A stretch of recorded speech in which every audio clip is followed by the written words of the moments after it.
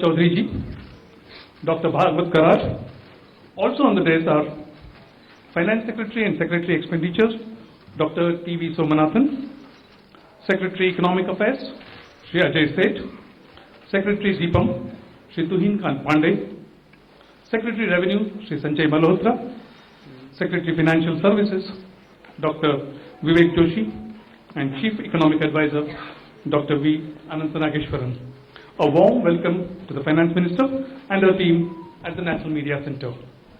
At the beginning of the press conference, Finance Minister will make her opening remarks. After that, we will open the floor for discussions and questions and answers. Thank you. Over to you, Minister Ma'am.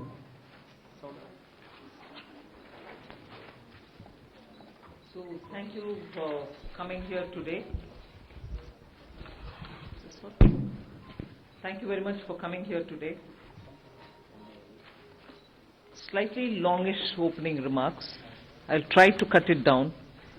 But over and above what you heard me say, I just want to give the overall perspective, so I'll take a bit longer than I desire. See, this is an interim budget presented just before the election, obviously. The four large things that I want to draw your attention to is GDP. You get the numbers, you see it and so on, but I want to bring in this dimension, that governance, development and performance. On all these three heads, I'd like to say what actually we have achieved, because that forms the backdrop. So, on governance, this budget speaks from a position where we have delivered on development, we better manage the economy with correct intentions, correct policies, and correct decisions. So it's a governance with care, conviction and confidence. If that stood for the GDP's G, the D stands for people living better, earning better, and having high aspirations for the future. And if I move to the P, the performance, 3 consecutive years of 7% growth. Fastest growing economy in G20, all parts of the country participating in the growth. Price stability and inflation management. Handling the health and economic fallout of COVID. Build out of physical, digital and social infrastructure. DPI as a factor of production almost for formalization and financial inclusion and growth of the economy. Cleaning up the banking system, GST, one nation, one market and one tax, the IBC. So if you were to look at governments, I've listed some of them. So your GDP, as we look at governance, development and performance, I have something to say on each of these. So this budget, vote on account, is getting presented with the GDP that we want to speak to you about, and in that the fiscal management actually is something which I would like you to spend some time even as you go through the budget, but I'll flag it here. Bringing down the fiscal deficit in spite of very challenging times as per the announced consolidation path and with transparency and prudence. So in fact, I was just remarking to my officers this morning, most of you all had already calculated the figures, RE revenue, RE expenditure, this is what it is, because every month you get the reports coming out. So you don't need to wait till the budget statement. Every month you get the accounts, and so budget process has become absolutely transparent and questionable. If there are any, you're there to question, we are here to answer. But we set in the process of keeping everything brought on budget and nothing kept aside from it or underneath it. So with that, the budget deficit, fiscal deficit, 5.8%, which is much lower than the 5.9 which was at the BE. Similarly, for the 24-25 budget, we've given 5.1 as the fiscal deficit, so clearly indicating that we are on track to meet the glide path which was set in 2021-22, and that we are well on track to meet the 4.5% fiscal deficit, on or below 4.5 even by FY26. If this is the background with which I'm talking and the presentation of the budget happened, I want to very clearly put some things under the heading, if you want to call it that, Disha Nirdeshak Baatein. You must have heard the Honorable Prime Minister speak before the Parliament session, well before the sessions commenced. His usual customary remarks. He said the budget will be presented tomorrow and you will have some Disha Nirdeshak Baatein in it. So, what are those Disha Nirdeshak Baatein? There are about 5 of them I highlight. Social justice as effective and necessary governance model. So it's not just a slogan for us, social justice, we'll have to work for Nyay. No. We've shown you that it is a governance model and a successful one at that.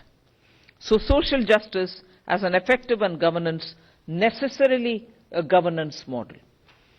Then 4 major caste groups, as we call it, as Prime Minister has emphasized, the poor, the women, the youth, and the Annadata.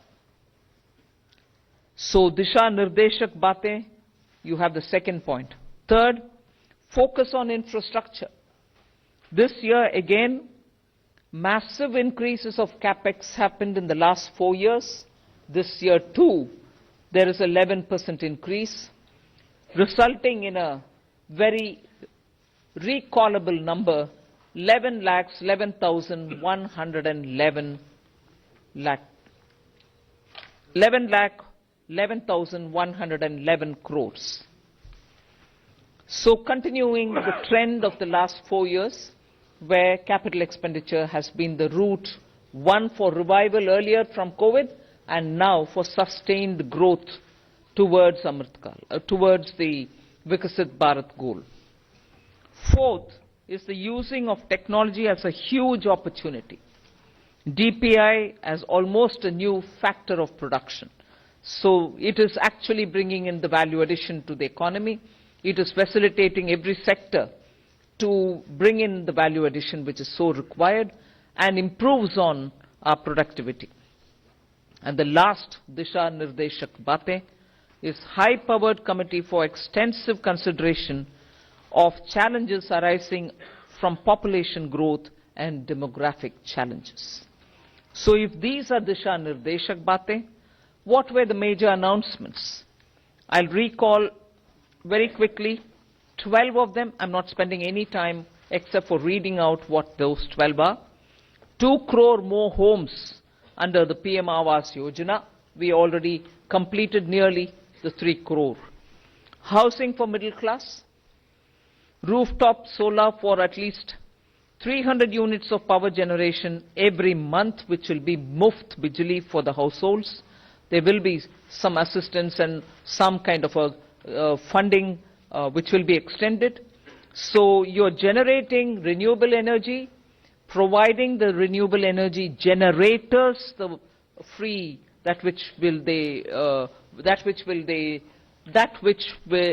would want to use, and over and above that, the surplus that they produce can be used for selling and earning money out of it. Enhancement of target for Lakpati Didi from 2 crore women to 3 crore women. Preparing and empowering the MSMEs to grow and compete globally. Aligning regulatory environment for them. The sixth is making sure that the eastern region, and when I say eastern region, I'm not talking about northeast. Northeast will get the attention that they've been getting all the while. They will still continue to get it, and they will be on the top of our priority. But when I say the eastern region, I'm talking about Bihar, Jharkhand, Chhattisgarh, and Orissa, making sure that they will become the engines of growth for the new Amritkal India that we are trying to use as a bridge towards leading to Vikasit Bharat 2047. And Eastern India, I've missed out on West Bengal, please add it, Bihar, Jharkhand, Orissa, Chhattisgarh, and West Bengal. Next generation reforms will be carried on, building consensus with states and stakeholders for reform, perform, transform. 3 major corridors, which are programs for railways, for logistics efficiency, and they have been explained. The important point that I want to highlight there is to make sure for Vikasit Bharat, you just don't need to build for better passenger convenience, you need to build for better passenger convenience. You need to give them safety. You need to shorten the traveling time for them. So one of the corridor is going to give emphasis for high density routes where passengers traffic is very high. We need to bring efficiencies and better safety in those areas. But for Vikasit Bharat, passengers need to move as they wish. But equally, materials, raw materials, building goods, cement, rare earths, minerals, we need them to move efficiently as well. So the corridor will take care of that as well. So the synergy between movement of people and movement of goods is what is being highlighted in the 3 corridors that we're talking about. Ninth announcement, that is urbanization, looking at metro and Namo Bharat. One of the railway related things which I missed out on telling you, 40,000 bogies are going to be improved in the standards with which they can be effective rolling stock and also give the convenience in the passenger experience inside the bogies as well. So 40,000 coaches are going to be brought up to the level of Vande Bharat standards. Metro and Namo Bharat I did mention, so that urban transformation through transit-oriented development can happen. The 10th announcement which I draw your attention to is 1 lakh crore corpus for research and innovation by private sector. So that's coming in at the 10th. 11th is boost to tourism, including spiritual tourism. Interest-free loans will be given to states so that they can build on iconic tourist centers. And the 12th one is supporting reforms in state. They are separate from the development of tourism centers, and therefore I want you all to have the clarity that help to centers are supporting reforms in state is slightly different from boost to tourism. There will be a white paper on economic performance of the last 10 years compared with the previous 10 years. The 12th announcement is so much a statement that I would like to make, which is what I made in the budget speech as well. Government has got the trust and the confidence and the blessings of the people based on its exemplary track record of GDP, as I said, governance, development and performance, effective delivery, and also on Jan Kalyan. So highlighted points have been realized as goals of Vikasit Bharat till now, and they are the realizable goals also continuing to be so, because what we want to underline is we govern with good intentions, true dedication and hard work in the coming years, and that's why Amrit Kal is also now called Kartavya Kal. In short, that's the budget. Thank you very much. Yeah. The Finance Minister has just now encapsulated the key highlights of the budget. We'll now open the floor We can begin with the front row here. Please go ahead, 53. Please hand over the microphone here. Hello, ma'am. This is Priyashmita from Informist Media. Ma'am, I wanted to know about the projections in your tax collections.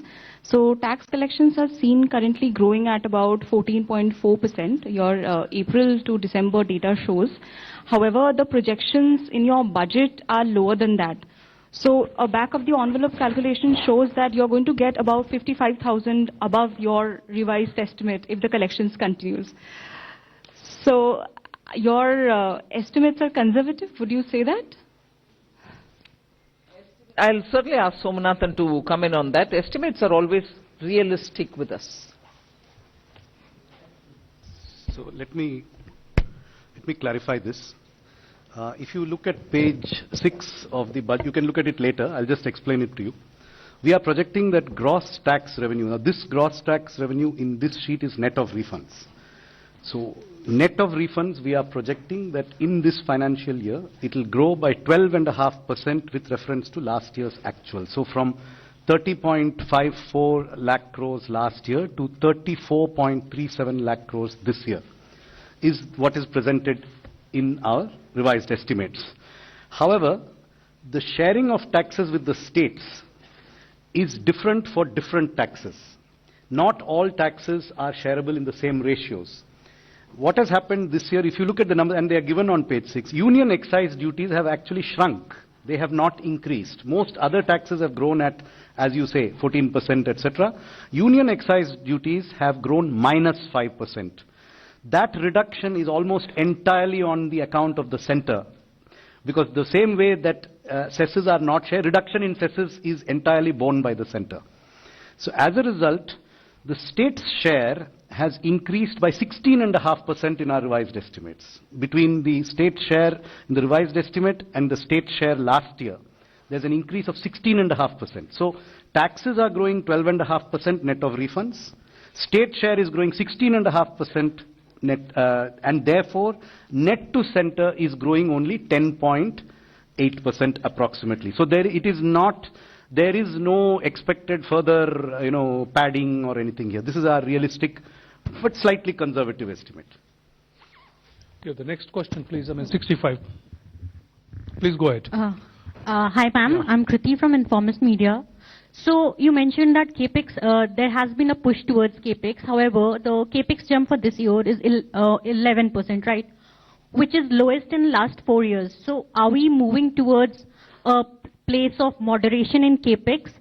And secondly, while the budget, this is another unrelated question, while the budget clearly says that you are committed to your 4.5% target, you have also been recommended to bring down your debt to GDP ratio to 40% level, which still stands above 50%. So how are we looking towards moving towards that target? Thank you. First of all,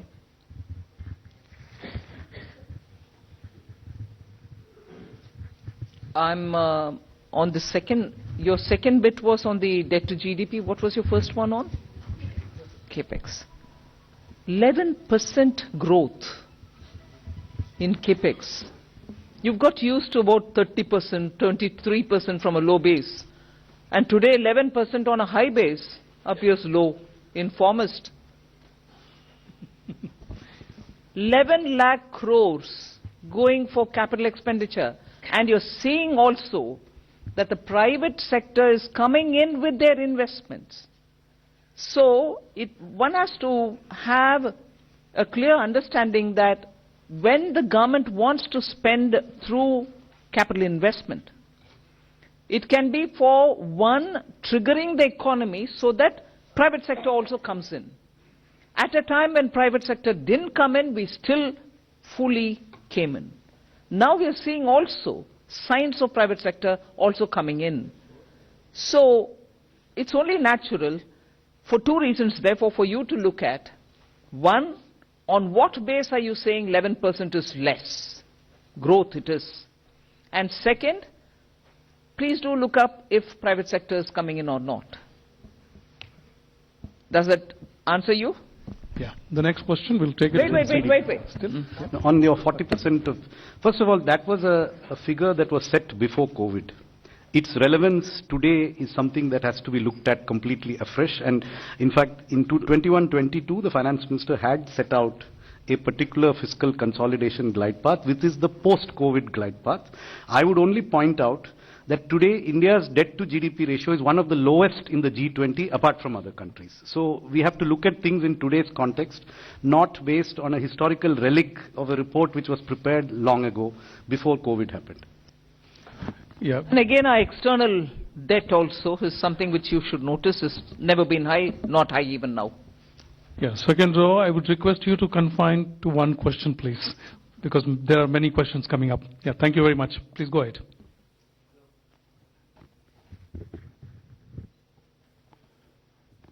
Yeah. दूसरा दे दीजिए. Give this another नमस्कार one. Ma'am, आलोक प्रियदर्शी हूं मैं CNBC आवाज से.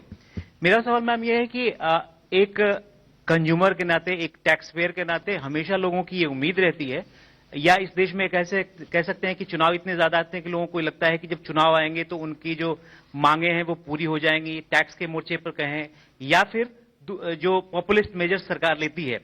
लेकिन क्या इस मिथ को क्या ये सरकार तोड़ना चाहती है कि जब चुनावी साल होगा तो पॉपुलिस्ट बजट नहीं देंगे? जिस तरह से फिस्कल प्रूडेंस की आपने बात करी, आपने फिस्कल प्रूडेंस को लेकर काफी जोर दिया है इस बार बजट में, तो ये इस बात का कॉन्फिडेंस सरकार को ज्यादा है कि वो अगली बार पूरी तरह से आके और जनता के जो उनकी उम्मीदें हैं उनको पूरी करेगी, या फिर सरकार इसी तरीके से जिस तरह से फिस्कल प्रूडेंस का जो रास्ता है उसको अख्तियार करेगी और उसी हिसाब से चलती रहेगी, और चुनाव के मौके पर लोग, आम आदमी एक्सपेक्ट ना करें कि कोई पॉपुलिस्ट बजट आ सकता है? आप डिस्कशन जैसे प्रश्न पूछ रहे हैं भाई. मैं पहले से बोलते आई हूं और माननीय प्रधानमंत्री जी भी इस विषय में बोलते थे, कल परसों भी उनका बयान है. वोट ऑन अकाउंट क्या है, कैसे है, आपको मालूम है. So we largely kept vote on account as vote on account, but also showed how the economy will be moving forward and what's our plan for it. Who are we going to aim at when in July, when we come back to present a budget? Who are the sections who will be addressed? What are the kind of investments we'll make? However, very clearly showing that on capital expenditure, we are showing an increasing growth. More money is being put in for that, for innovation, and so on. So announcements भी है, ये नहीं है कि vote on account है इसमें कुछ और नहीं है. Announcements है, दिशा निर्देशक बातें भी है. So vote on account and interim budget को कैसे, किस हद तक उपयोग कर सकते हैं, और वो भी कॉन्फिडेंस सरकार, उस हद तक हमने यूज ही किया है. Yeah. Z Business, and after that you hand over the microphone to your right. Yeah.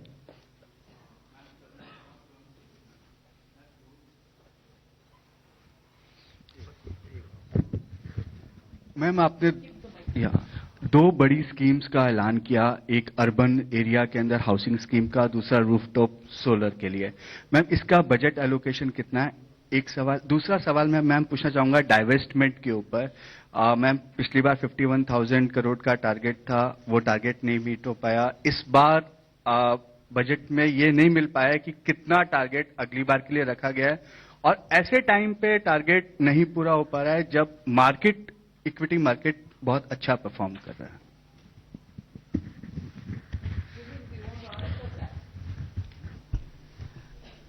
पहली बात तो मैं ये स्पष्ट करना चाहूंगा कि जो डिसइन्वेस्टमेंट है उसमें हम वैल्यू लॉकिंग का प्रिंसिपल लाते हैं.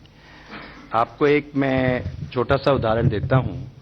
हमारे जो 61 लिस्टेड सीपीएससीज हैं और 16 पीएसबीज हैं, एक यानी कि 1 जनवरी 2021 में, यानी कि 3 साल पहले उनका combined market cap 15 lakh crore था, और आज के वक्त में वो 58 लाख करोड़ है.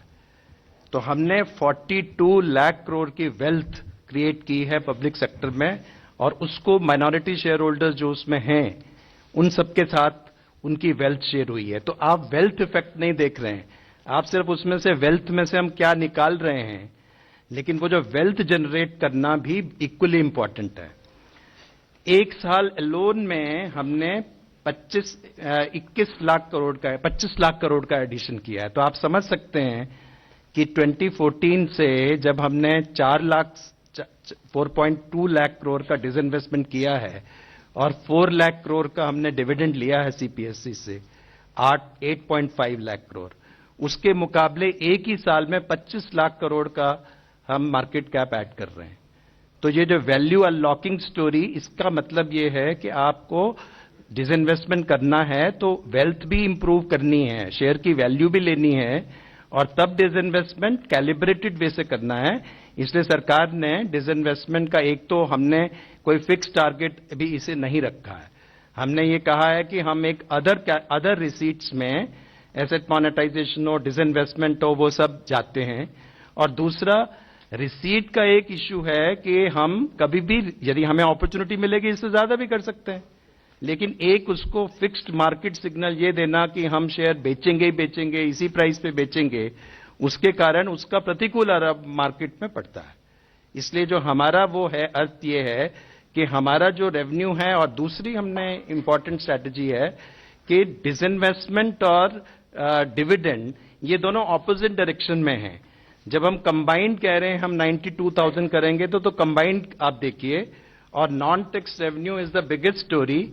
लगभग 75,000 करोड़ का नॉन टैक्स रेवेन्यू ऐड हो रहा है और हाईएस्ट ग्रोथ उसमें ही है। और अब लगभग 1 लाख करोड़ जो है, यदि आप बजट से देखें और नेक्स्ट बजट में देखें तो 1 लाख करोड़ का नॉन टैक्स रेवेन्यू हम ऐड कर रहे हैं। और नॉन टैक्स रेवेन्यू ऐड में डिविडेंड की बहुत बड़ी भूमिका है, और डिविडेंड हम एक्सीड कर रहे हैं। तो इसलिए आप कंबाइंड वे से इस सारे यदि इस सेक्टर को देखें तो हमको एक नई दिशा में जाने की जरूरत है, जो हम गए हैं।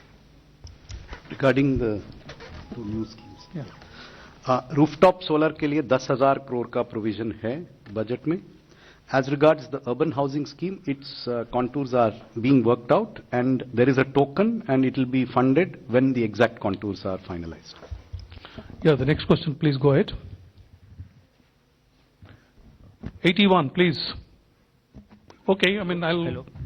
Yeah, go ahead. Yeah, sir. Prakash Pedashi from ET now. Ma'am, the benefit of lower tax rate of 15% has been extended for startups and investment by sovereign wealth funds.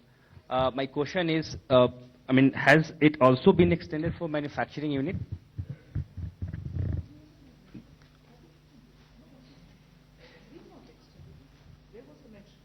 No, I'm asking, I'm seeking clarity. No. Thank you. Yeah, Bloomberg, Ruchi.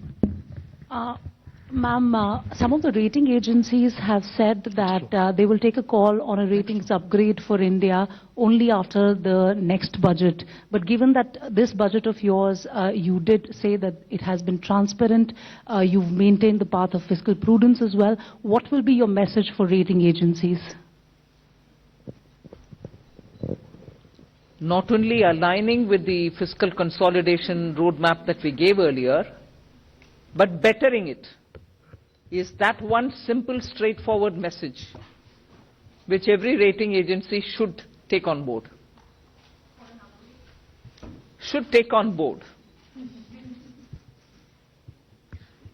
Ma'am. Yeah, please go ahead. Yeah.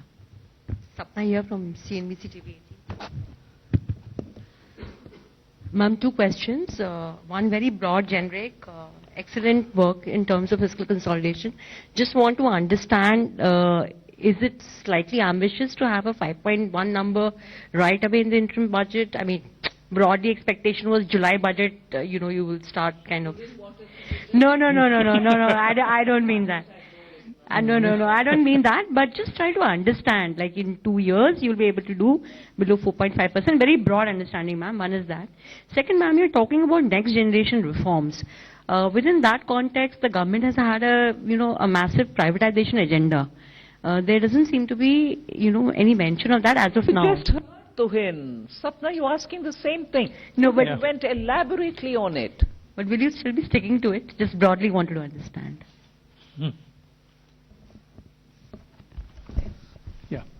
Yeah, please go ahead. Yeah. Timsi Jaipuria from CNBC TV 18. Ma'am, in your budget speech, you've given a very ambitious target of 1 lakh crore worth of a fund for private sector for research and innovation, where you've promised 50-year interest-free loan. If you could give the contours of this scheme, which are the sectors who will benefit in terms of the private sector, which are the specific sectors who can avail this corpus, and what kind of work or research and innovation are we focusing on? Sectors and how this scheme will work. So I'll tell you the quantitative part, and Secretary EA can expand on the sectors. There is the 1 lakh crore is a provision over a period of time as the need emerges. This will be provided as a 50-year interest-free loan to a financial institution which will be identified, which will be within the government ambit of financial institutions, who will then finance or refinance projects at long tenors and at concessional rates of interest. Money has been provided in this budget in the Department of Economic Affairs for multiple purposes, including this one. So there is a provision for this in the Department of Economic Affairs, which covers many other things also. As regards the sectors, I'll leave Secretary. See, as announced in the budget speech, these are the sunrise sectors. And what is the economic logic behind it? These are the innovations and research. Investments are needed today, and the private sector, the returns will come couple of years down the road. And those couple of years can be 4 years, 5 years, 10 years. For some investments, it can be even longer. So it will not be commercially viable for private sector to invest if it were to be a commercial money for them. So this is what the fund will help them.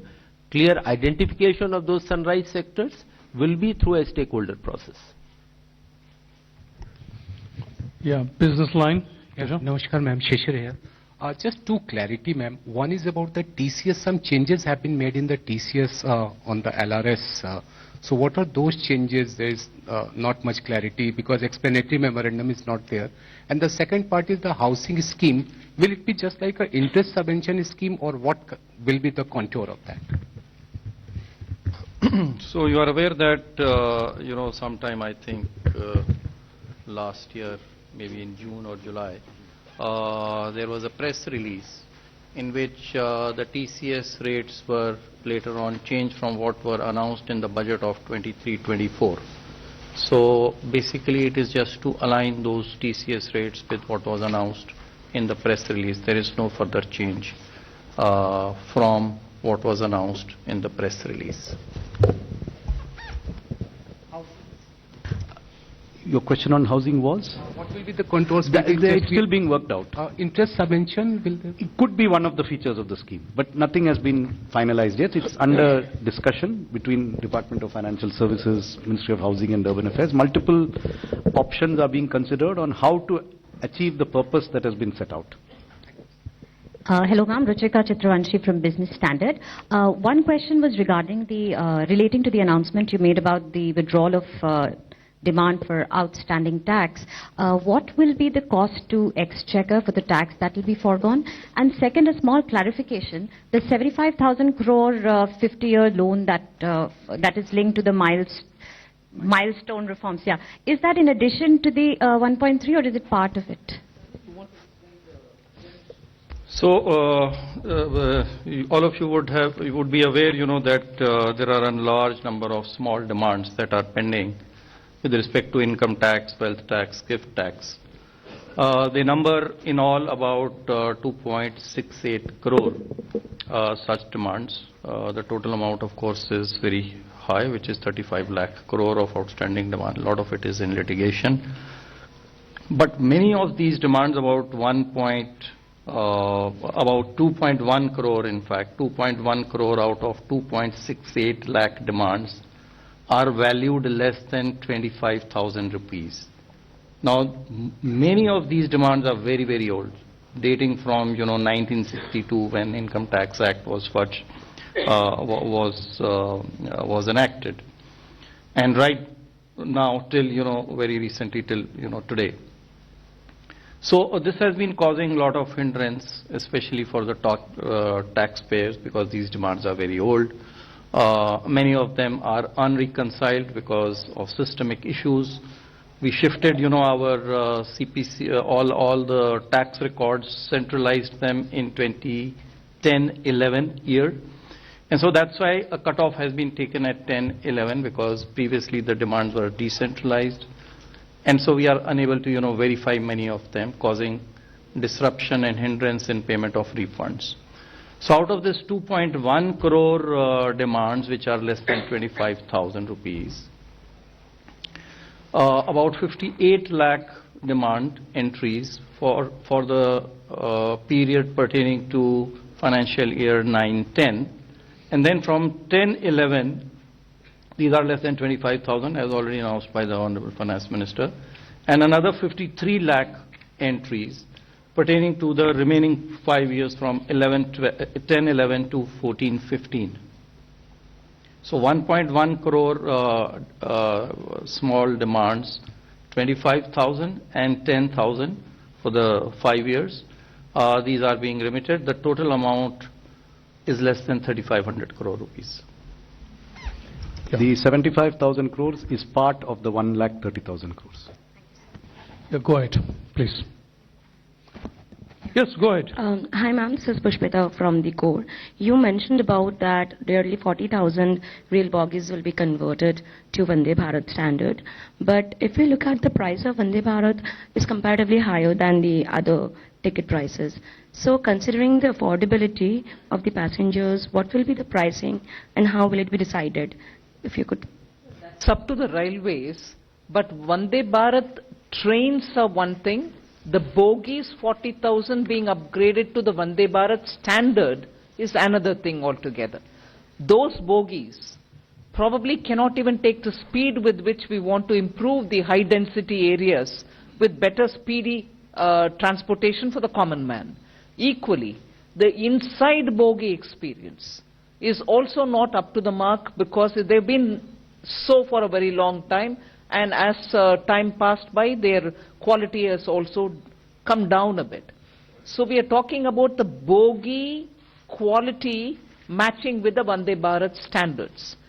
As to which of those lines of traffic that they will get connected to, and as a result what will be the rationalization of the ticket price, is not something that we can talk about. That's something which the railways will work out gradually. But progressively, that point proves that through the 40,000 bogies that we're talking about, the quality of the Indian rail bogies, which are so important for safe travel and also ease of living travel and comfort, will need upgradation. And this is what we're aiming. Yeah. Please speak into the microphone. Yeah, good evening, Minister. Minister, you had announced an aggressive plan for privatization of 2 government banks a couple of years back. So is that proposal still on table? And my second question is your thoughts on the shrinking successively, every successive years we've been seeing the divestment receipts shrinking. So your thoughts on that? I thought Tuhin had explained the second part of your question, but never mind, I'll ask him to again probably explain it.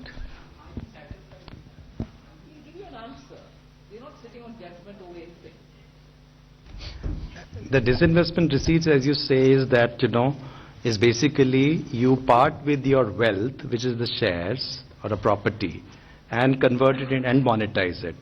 Now there is a wealth effect also there, and we have partners which are the listed companies, the minority shareholders. Our point is that we are also, taking care of GDP, as FMM mentioned, in respect of CPSCs. If you look at the CPSC's performance, whether it comes to capex of 3.2 lakh crore, whether it is their growth story, whether their investment in green energy, whether their performance in return on capital employed, whether you look at return on equity, on all fronts, we are seeing that they are big market players, they continue to improve, and therefore they continue to reward shareholders, including the government.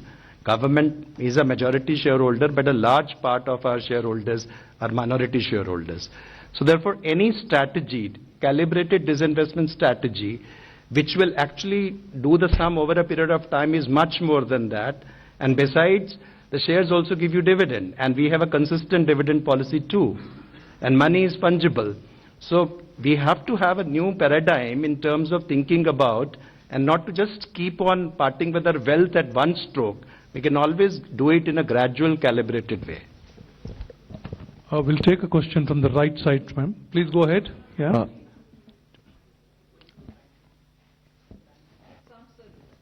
Yeah. Ma'am, I have a question on this committee on demographic change challenges. Ma'am, what would be the mandate? What are the areas it would look at? Will it be urbanization? Will it also include issues around, this whole issue about constituencies, political constituencies, given that the northern states have grown faster? Also, two clarifications. One is on the 70,000 crore with DEA for new schemes. What kind of schemes apart from solar rooftop are budgeted for? And two, on this issue of tax, these small disputes, does the 25,000 include only the principal amount, or is it interest and penalty for that 25,000? On the provision for Department of Economic Affairs, this has two components. There are certain specific announcements that have been made, and those are provided for.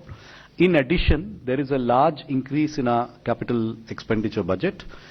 We have, as was done in the year 2022-23, we have kept this in the Department of Economic Affairs to be allocated to whichever department requires it at the pace that it's able to absorb, so that we have flexibility to allocate it to whichever department is able to absorb it fastest, whether it's railways, highways, telecom. We have all of them, and they are all essentially eligible to take this money when the requirement arises, so that we have flexibility to optimize its utilization. Hello, ma'am. As to your, let me answer the second part. As to your question as to whether the 25,000 rupees amount which is remitted being withdrawn, till the year 9-10, and 10,000 being remitted from 10-11 to 14-15. Let me clarify that this is the amount of demand which is mentioned in our books. And so when this demand is actually entered, then it will include even the interest till the point when the demand was actually assessed and entered. So it includes the interest till that period, that point of time. And any interest which accrues later on is also withdrawn. Yeah. The front row, left side, please. Hello, ma'am. Ma'am.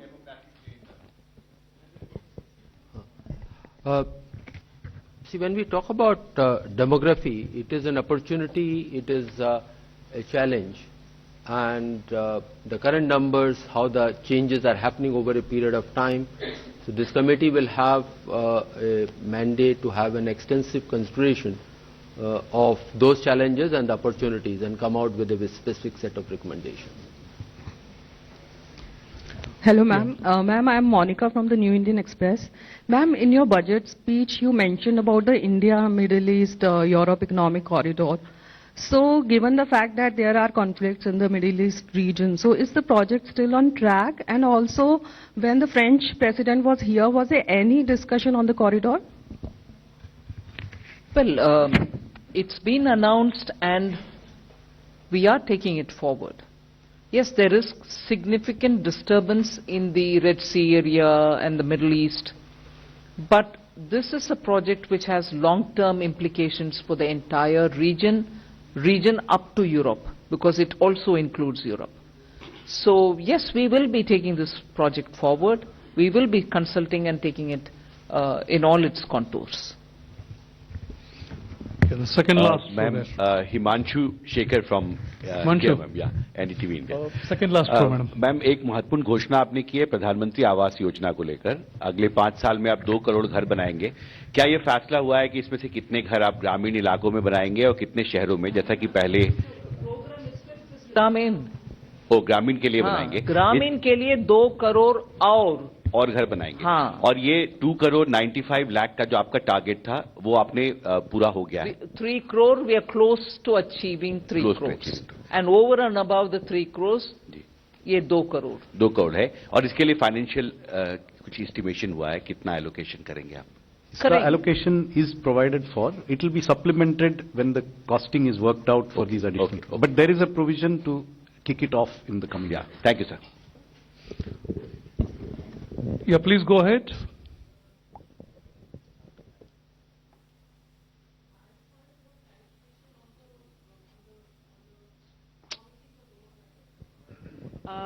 You mentioned the mandate, which I think we wanted a bit more clarity on that.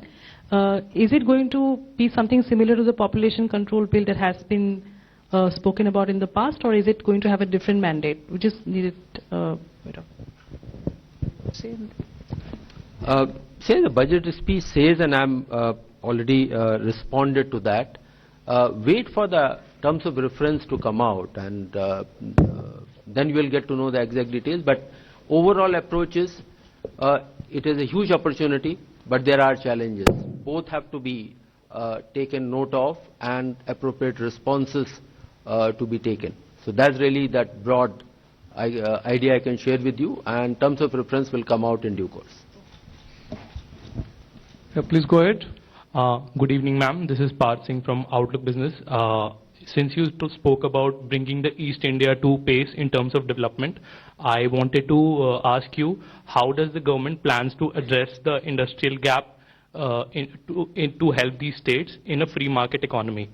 And for example, more than 70% of the PLI projects are currently concentrated into just 3 states. So I wanted to ask you that. They are not concentrated in 3 states because we want them to be concentrated in 3 states. If there are investments happening, and if there is going to be production in any other non-3 states that you want to talk about, PLI will be extended to them as well. It doesn't go on the criteria of geography. It goes on the criteria of manufacturing, of how many additional units are produced. I just want to add to that. The public sector investments have gone substantially to the eastern region, whether you look at gas pipelines, new fertilizer plants, or even new LHB railway rolling stock, which is being manufactured in Bihar. So a considerable amount of the public sector investment is focused on the eastern region. Yes, please go ahead. Yeah, if I can add on this particular one, as we are all aware, aspirational districts program in those districts is making a very significant change. 60% of those districts happen to be in eastern India. And when the people are better educated, etc., then more economic opportunities get generated there because skilled manpower is available in those areas. So we'll see over a period of time, and that is what the government will also be providing appropriate support. Ma'am, this is Nivedita Mukherjee from the Sunday Garden. This is with regard to the National Monetization Pipeline that was launched in August 9, 2021. And with regard to your focus on infra in this budget, do we see also that going forward, and what has been the progress? Ma'am, these are 2 different things. A very large part of infra assets are held by those infra agencies or the public sector undertakings. So as they embark upon their more capital investment, they also monetize some of their assets and plow it back. Some of the assets are owned by the government, so those monetization proceeds come to the government. So that one is going on, and that periodically those numbers come out, and if I recall, next year is also a very ambitious number for monetization. But everything doesn't come to the government there. Ma'am, I have a question. Actually, could you please elaborate? Identify yourself, then ask a question. I am Bani Kinkar Patnaik from the Economic Times. Ma'am, could you please elaborate a bit on the proposed changes in the calculation of agricultural income under the new tax regime? And ma'am, on the 75,000 crore loan. See, under the new tax regime, income from agriculture? Yes. Huh? I mean, some reports I saw, ma'am, that's why I'm not here to answer some reports. We'll go ahead. Ma'am, on this 75,000 crore, interest-free loans to states, since it is part of 1.3 lakh crore allocation under CAPEX, so will the same, reforms conditions continue, or will there be additional reforms conditions? The specifics will be worked out, and it will be reform linked. What reforms, how much, for what, is something that will come when the guidelines are issued. Yeah, please go ahead. Yeah. Hi, ma'am. This is Vikas from The Hindu. In last year's finance bill debate, during the debate, you had announced the formation of a new committee to review the national pension system benefits to central government employees. And there was an expectation that, by 6 months or so, we might have some outcomes that you could consider. So, can we expect that anytime soon, or do you think that might be left for the full budget now? One. And secondly, you've committed your government to, taking forward the next generation reforms. I want to get some sense of what are our priority areas there. And lastly, sorry to take a stab at it again, but this population growth committee that we are looking at, is it likely to happen after the census, because we've not had a census for a while? And as per the National Family Health Survey 2020 numbers that we have, our total fertility rate is already below the replacement rate, at around 2. So is there some way that we're looking at keeping our population stable at a certain level, or to reduce it over a broader period? You may want to help me by saying question number 1, question number 2. I'll go on answering. You seem to have asked me about 5 different questions, right? Please go ahead. What was your first? Sorry. NPS. NPS was first. Once we are ready with the report, we'll let you know. I don't think there was a time given. We said at the earliest they will give the report. Yeah, so that stays there. What's the second? Second was, ma'am, some sense of the priority areas for next generation reforms. Ajay, you want to add in there? See, you would have noticed that a particular section and extensively covered that what will be the broad strategies for the next several years, getting into those. So those are the indications that can be the broad area for the reforms, the next generation of reforms. But that's not an exhaustive list, but the broad sense you can get it from there. Yeah. And the third was, ma'am, the population bit. The third was the population bit, ma'am. Yeah, please confine to one question, because many questions are still there. Please go ahead. Yeah. Good evening, ma'am. Janani from NDTV Profit. Ma'am, I would like to get some perspective on some of the scheme outlays. One being the capex infusion to OMCs. In FY24 budget, there was 30,000 for retrofitting, petroleum retrofitting for OMCs. This, in the revised estimate, it was said that 15,000 only would be allotted ahead of the budget, but later we are seeing that the same 15,000 amount is there for FY25. Just want to understand if the same has been deferred.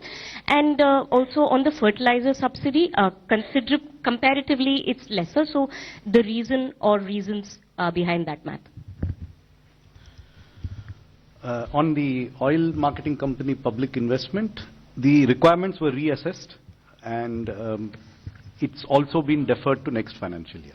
So it has not been provided in the revised estimate. So it was not that it was provided. They're just coming out with the revised estimate. So it is not going to be in this financial year. It's been provided for in the next financial year. And the second part was?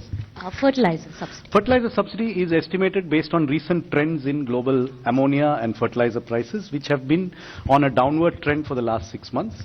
So it's our current estimate based on the best information we have right now, which is very different from the prices which were there during the early part of this year.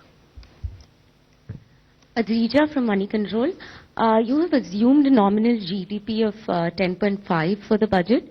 So that would, just wanted to know the division between the real GDP growth and the deflator.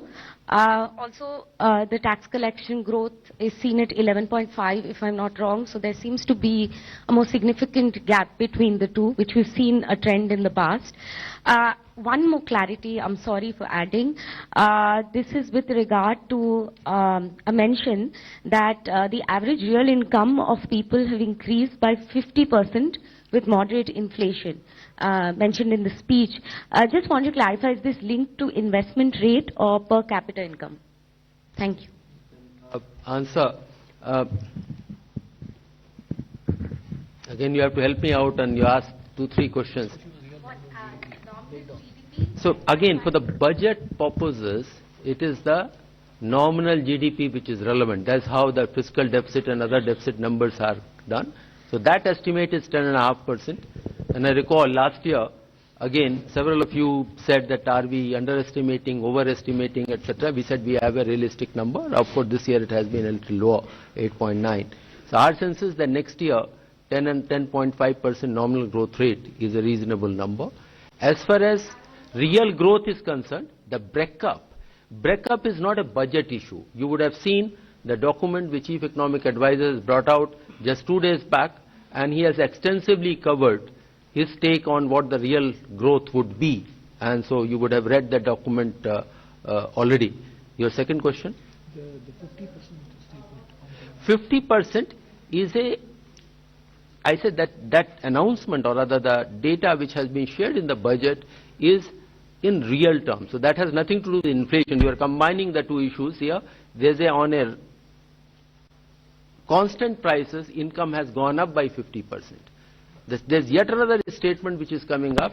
There has been a moderate inflation. Inflation has been kept within the policy band, except for the post-pandemic period. If you take the 10-year period, it has been well within the policy band. I'll request. I'll just clarify. I'll just clarify this. I think the reference to the growth in real per capita income is 56% is the growth between FY14 and FY23. That's what ma'am was referring to in her speech.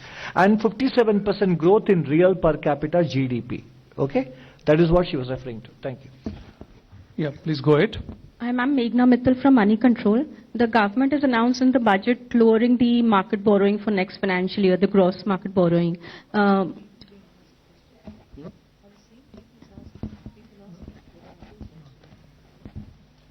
So I just wanted to understand what gives the confidence to the government that they'll be able to lower the market borrowing amid the global challenges and the capex increase that has been announced. So I think the confidence comes from the numbers that are presented. So if the revenue numbers are realistic, if the expenditure numbers are realistic, then the deficit number is realistic. That deficit number is then broken up into sources of financing. And we have taken a 10.5% nominal growth rate, 11.5% revenue growth rate, which is buoyancy of less than 1.1. This year we have achieved 12 plus with a nominal growth of 8.9. So I think a very decent, very conservative buoyancy has been assumed. In addition, the expenditure numbers are realistic. We have provided for everything. Therefore, the deficit numbers are achievable. And the borrowing breakdown is given here in terms of how much is market, how much is small savings. Small savings, we have shown a declining trend in resources from small savings. We have shown a declining trend in external debt, and that is reflected in these borrowing numbers. So these are very realistic borrowing numbers. On the gross borrowing coming down, next year, some of the repayments of loans taken will not be happening from the consolidated fund. They are repayments of the GST back-to-back loans. So they don't necessarily lead to new gross borrowing. So there is a slight recalibration between the growth of the net, in fact not the growth, the decline in the net borrowing is gentle, the decline in the gross borrowing is steeper. But there is a reason for it. So it's very realistic. Good evening.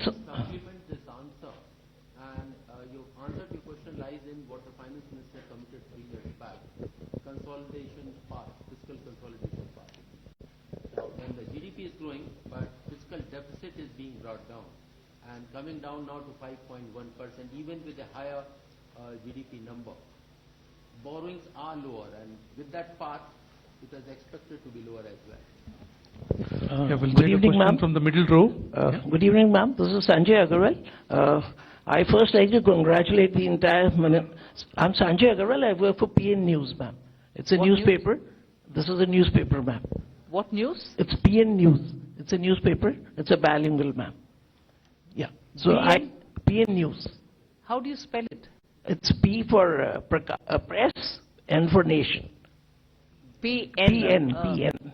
Yeah. So first like to congratulate you. You've made history by presenting the 6th consecutive budget My question has already been taken by another friend. I want to know that you're talking about income tax demands, as Sir explained, Sanjay ji, that there have been about the borrowings is 14.13 lakh crores, and this your effect is 3.8 CR. So wouldn't it affect? And wouldn't be like in the future, there are a lot of quotes, he said that's going to be, people are going to say, okay, waive off our demands.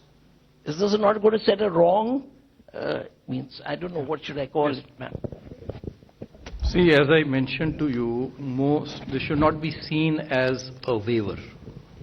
Because, as I mentioned, in the year 10-11, we shifted our records which were previously maintained at zonal levels or state levels, and which were mostly paper records, or if they were computerized, then they were held in computers locally. There was no central record. So in the year 10-11 we shifted this centrally to our central processing center now in Bangalore. Lot of those demands which are over there, they have actually been paid for by the taxpayers. Because when we reach out to them and we tell them, this is a demand, this is a small demand of course, but they say, well, we have already paid it. But the records were not with us because they were all decentralized. And so mostly these demands are actually not existing. They are existing on paper, but they are not actual demands. They are mostly fictitious, and they are not going to yield any revenue. Some of them, of course, are very, very small, 1 rupee, 2 rupee, less than 10 rupees. So it's not a waiver.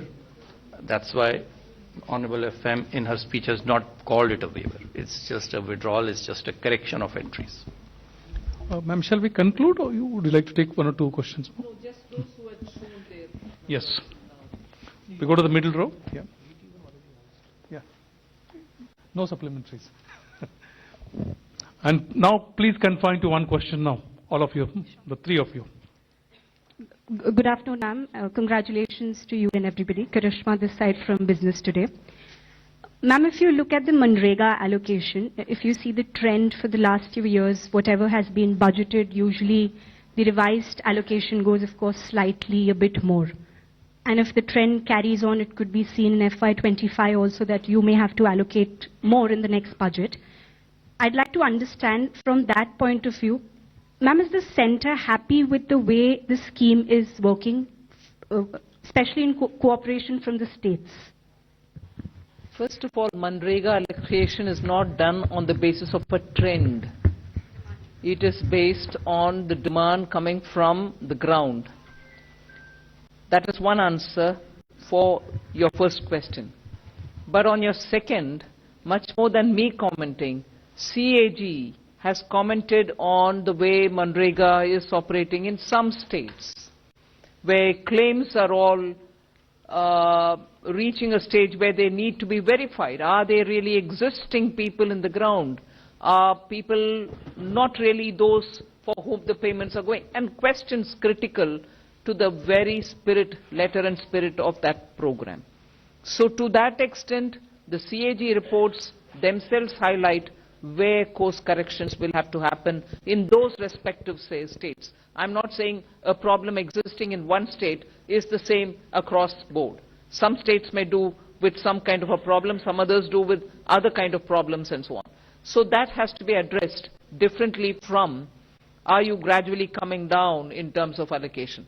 You're putting 2 and 2 together, which may not be right. Ma'am, hello, this is Surbhi from Business Today magazine. Ma'am, I wanted to understand by when will the white paper that you have announced come out, and will it be done by the Finance Ministry? And secondly, ma'am, on CapEx, do we foresee any slowdown in CapEx this fiscal, because we have about 2 months left now, and we'll have the model code of conduct coming in, so that... No. But, yeah, of this fiscal, so just wanted your thoughts on that. Thank you.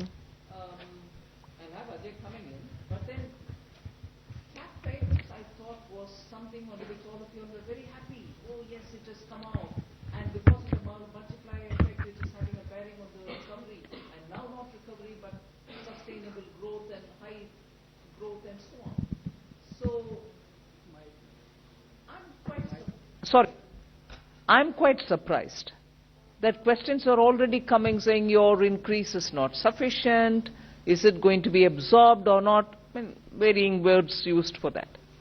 We believe that capex from the government will continue, and we've given a good number this time also, and it is important to continue as well. Just to add to this point, model code of conduct, no new work can be started. So whenever the model code of conduct work come, now in the balance 2 months of the current financial year, ongoing works will go on with full pace. There is absolutely no bar on continuing with those works. This is Sumit Chaturvedi from ET Now. Again, the question is, you said there will be white paper on pre and post 2014 economy. What is the timeline for that? You said it will be coming soon. Just to add a similar question, because what would be the parameters on which both periods comparison will happen, because they were both the different periods with different kind of challenges. Comparison is always between two different periods only. I can't compare myself today, this minute, can I? They have to be varying periods to compare. It has to be so. On the timeline, ma'am? Huh? Wait when the white paper is laid down. Yeah. The last question, please. Yeah. I am Nikunj Ohri from Reuters, requesting some clarity on the gross borrowing, lowering of the gross borrowing, market borrowing for next year. One of the annexure to the document, budget document, says that maturing debt would be met through GST compensation fund. So, wanted you to clarify whether this relates only to the back-to-back loans that were given to states earlier. Absolutely, Yes. only to that. Okay. Thank you. So thank you very much. I mean, it was an elaborate press conference. And thank you very much for your presence, everybody. Thanks a lot. Honorable Finance Minister, Srimati Nirmala Sitharamanji in Parliament today. The Finance Minister is joined by Honorable Ministers of State for Finance, Shri Pankaj Chaudharyji, Dr. Bhagwat Karaj. Also on the dais are Finance Secretary and Secretary Expenditures, Dr. TV Somanathan, Secretary Economic Affairs, Shri Ajay Seth, Secretary Deepam, Shri Tuhin Khan Pandey, Secretary Revenue, Shri Sanjay Malhotra, Secretary Financial Services, Dr. Vivek Joshi, and Chief Economic Advisor, Dr. V. Anantanageshwaran.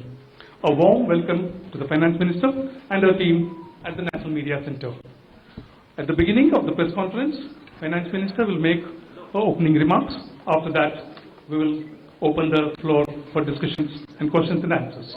Thank you. Over to you, Minister Ma'am.